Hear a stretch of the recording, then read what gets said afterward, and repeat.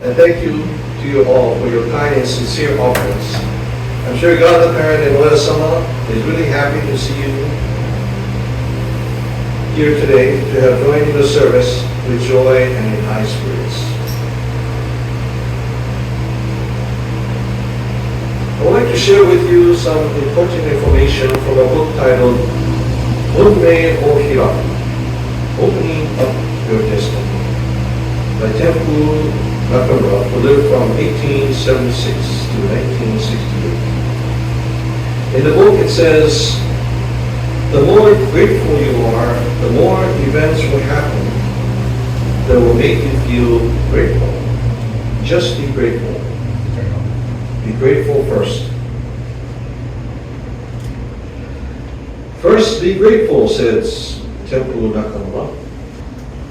Gratitude changes the meaning of suffering.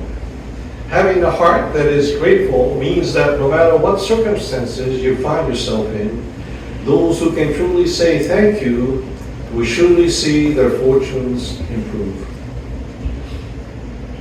Some might say, who could be grateful in such difficult times? But it's the opposite. Gratitude changes the meaning of suffering. People's eyes are truly opened when they find light in suffering. And that light resides in a grateful heart. Many people think they should be grateful only when good things happen. But that's not gratitude, it's just a courtesy transaction. What I'm saying is, be grateful first and foremost. Be grateful when you wake up in the morning.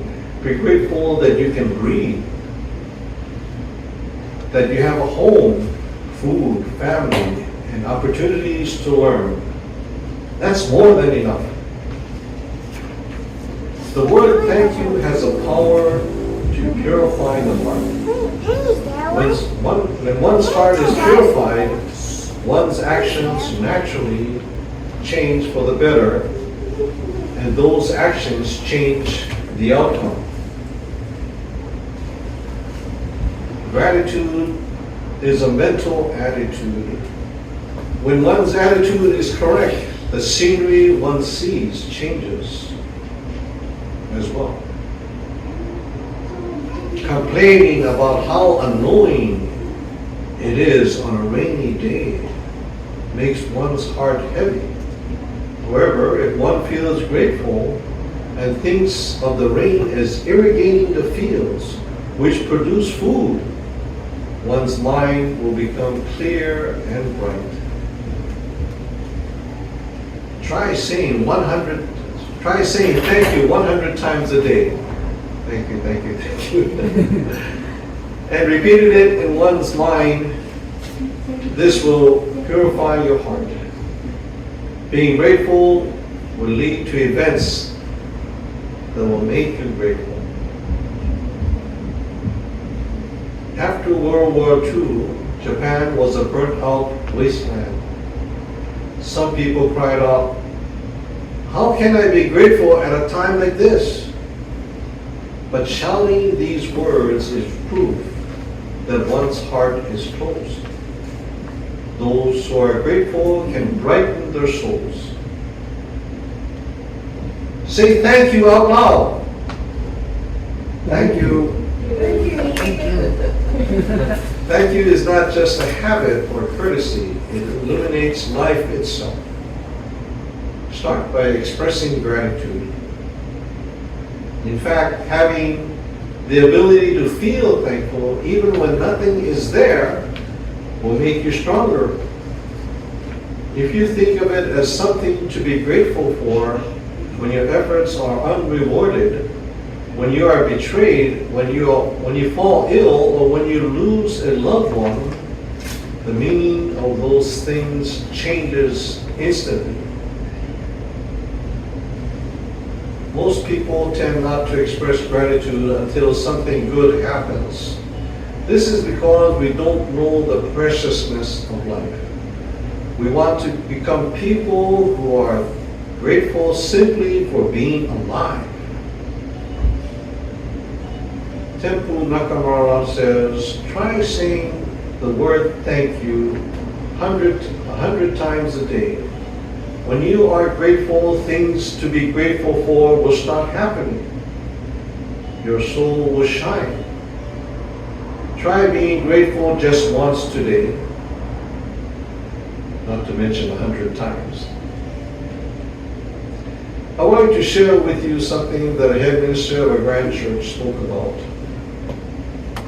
This church head minister is a lively young man. He was apparently a part of the disaster relief Hinoshin Corps that provided relief,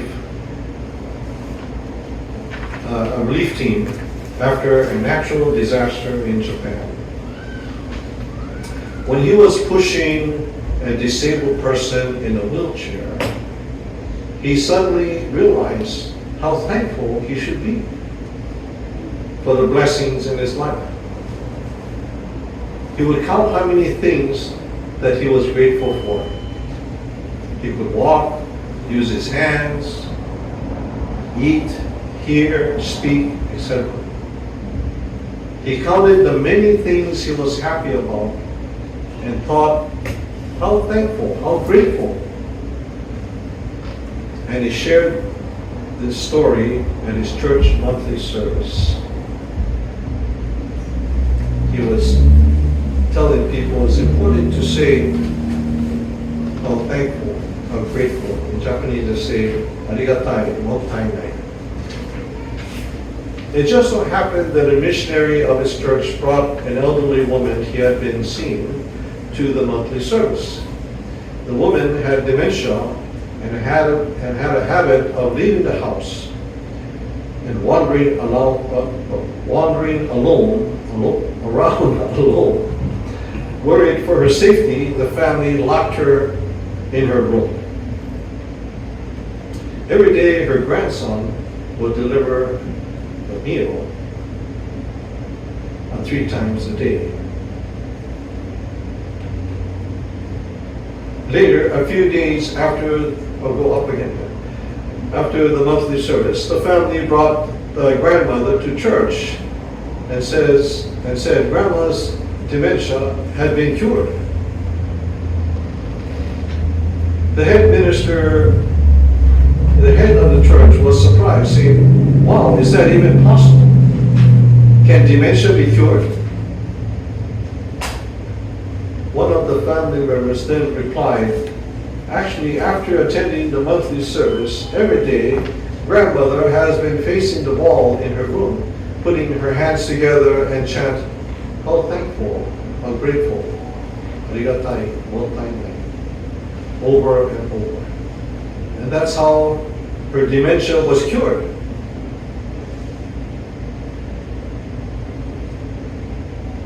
So how can we maintain that line of gratitude? And some years ago, an elderly head minister of a mission station in Honolulu approached me at Tenrikyo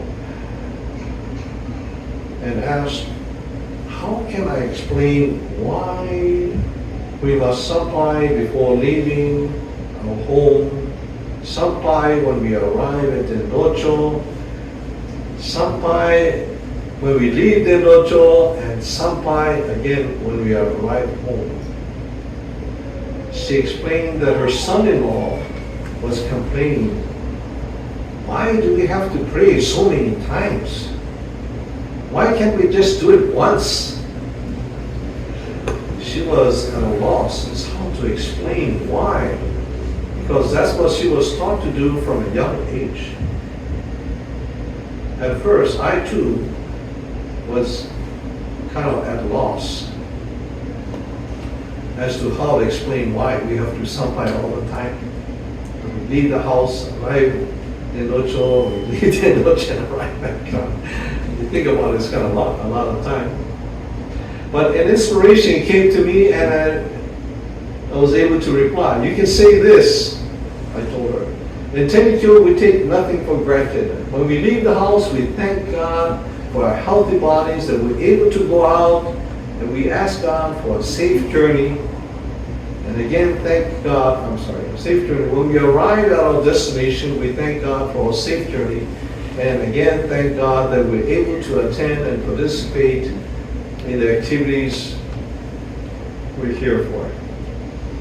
When we leave the dojo, we thank God that we're able to complete our task, and we ask for a safe journey home.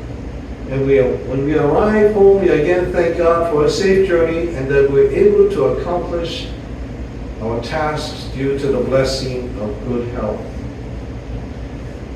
By taking advantage of every opportunity to express our thanks, we can nurture that mind of gratitude and thereby not take anything for granted.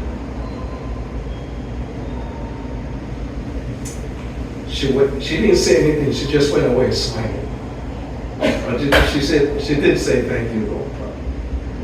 But I think, I thought that was a good answer that she can explain to her son-in-law.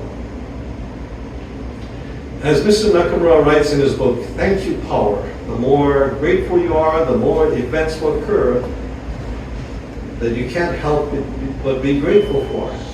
Just be grateful first. In Vikagranta, Psalm 4, verse 10. This time, my innermost heart has become completely pure, how grateful I am. Thank you very much for your kind attention.